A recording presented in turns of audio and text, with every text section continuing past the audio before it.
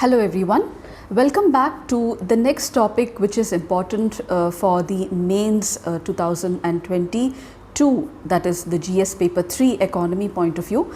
And the next topic which we will be talking about is the national e-commerce policy.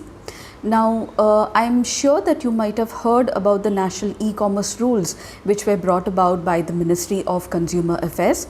Now, this new national e-commerce policy is brought by the Ministry of Commerce. This is to provide a framework to regulate the e-commerce activities in the country. E-commerce ecosystem consists of a constellation of apps, marketplaces, mobile payments, logistic services that help India bridge the online and the offline worlds. Over the past 8 years, Indian e-commerce ecosystem has experienced significant transformation and growth, rising from an estimated meager of $21 billion in 2014, it has come up to $64 billion in 2021. COVID has only accelerated the use of e-commerce activities, with online retail and grocery delivering emerging as critical lifelines for Indians facing the pandemic lockdown and supply side disruption. Today, e-commerce is expanded to nearly every city and pin code, and almost 60% of all the e-commerce transactions, online orders come from Tier 2 Indian cities. E-commerce has catalyzed the new job creation across Indian digital economy. And this critical sector where hybrid models of offline commerce are estimated to create almost 12 million jobs over the next 8 years. Still, e-commerce just accounts for only 4% of the India's overall retail market at present, with physical retail still holding strong.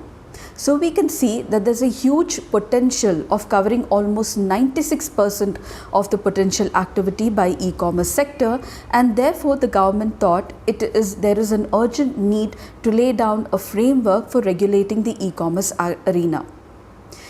Now, e-commerce is set to grow from 64 billion in 2021 to 188 billion by 2025 according to market analysts.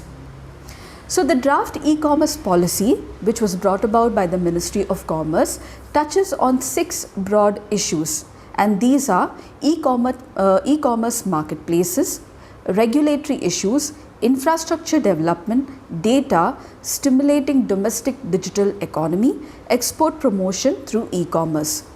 The e-commerce policy by the Ministry of Commerce will govern all online e-commerce activities, including retail, ride-hailing and ticketing. All the e-commerce companies will have to register with the Ministry of Commerce. A regulatory body is likely to be set up. E-commerce laws, penalties for violation will also be laid down. The latest draft focuses on setting up of a regulator, framing of e-commerce laws and penalties for any of the violation in the policy document.